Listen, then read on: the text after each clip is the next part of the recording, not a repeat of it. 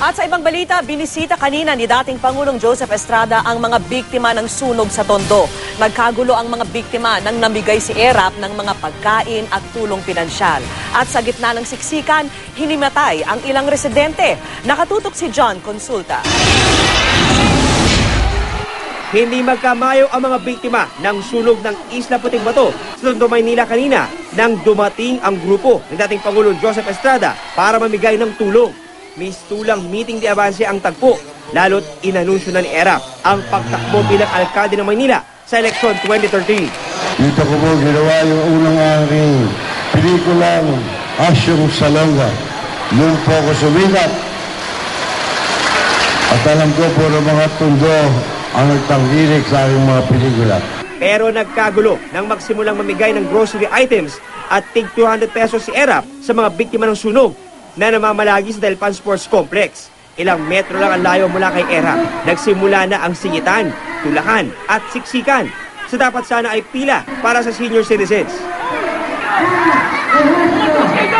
Pilit na inaayos ng organizers ang kaguluhan, pero tuloy pa rin ang paniningit sa pila ng ilan. Makaakyat lang sa entablado. Saglit itinigil ang pamimigay para makaalis si ERAP sa gusali.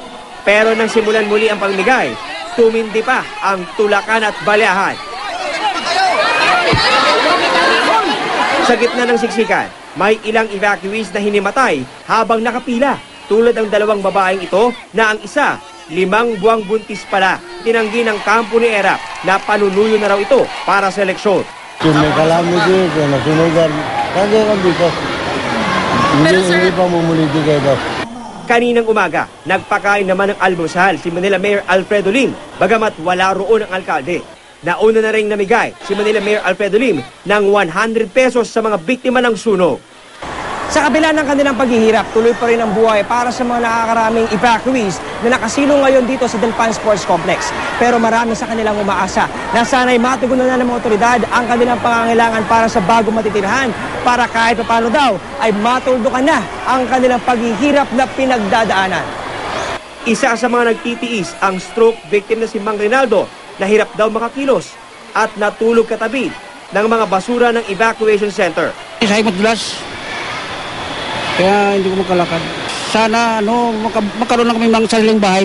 John Consulta, nakatutok, 24 oras.